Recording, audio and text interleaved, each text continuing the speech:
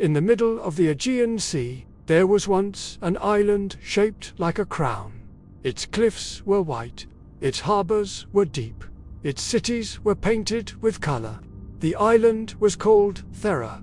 Then, sometime in the 2nd millennium BC, it exploded. Not cracked, not burned, exploded. The sky turned black.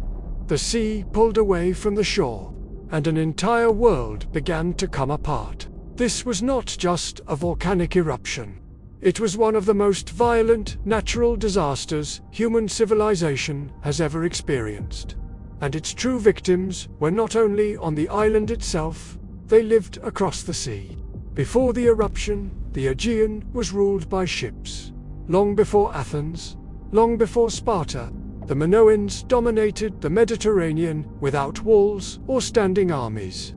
Their power moved on water. They lived on Crete, perfectly placed between Egypt, Anatolia, and the Levant. They traded metals, grain, pottery, ideas. Their cities were rich, their palaces unfortified, their confidence absolute.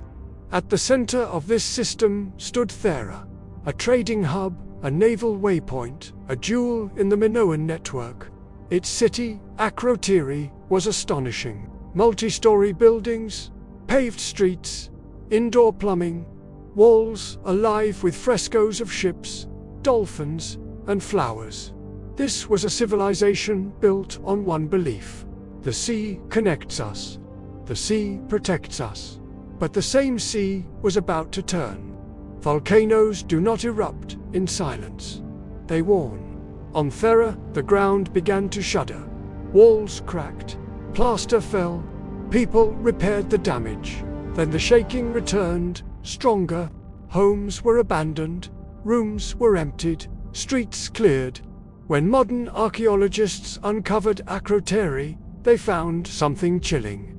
No bodies, no mass graves, no signs of panic. The people had time to flee, which means they knew something was coming. But knowing does not mean surviving, because the eruption did not begin with fire. It began with sound, a roar so deep it tore through stone. Ash blasted into the sky, tens of kilometers high. The sun vanished. Day turned to night. Ash fell across the Aegean. It choked crops, poisoned water, blinded ships at sea. Then came the moment that changed everything. The volcano tore itself open. The heart of Thera collapsed inward. The island broke apart. Land vanished into the sea. What remained was a wound in the earth. But the deadliest force was still forming. The collapse displaced unimaginable volumes of water. The sea did not ripple. It rose.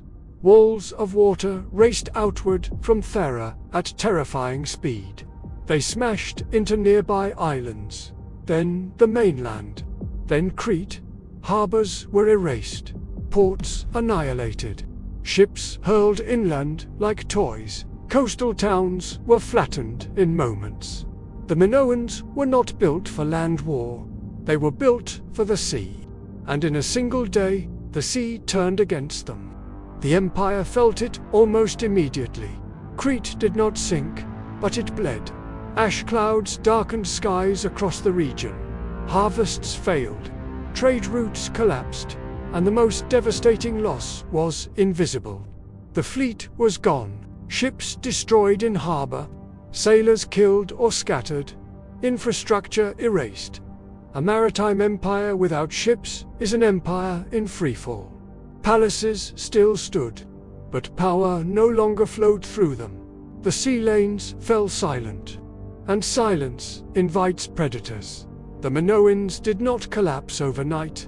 They weakened, and others noticed. From mainland Greece came the Mycenaeans, more militarized, more aggressive, less dependent on trade alone. Within generations, Minoan dominance faded, not with a decisive battle. Not with conquest, but with replacement. The eruption did not wipe them out. It ended their advantage. But the disaster did not end with history. The eruption of Thera was too large to forget. Some believe it became the story of Atlantis, a wealthy island swallowed by the sea in a single day.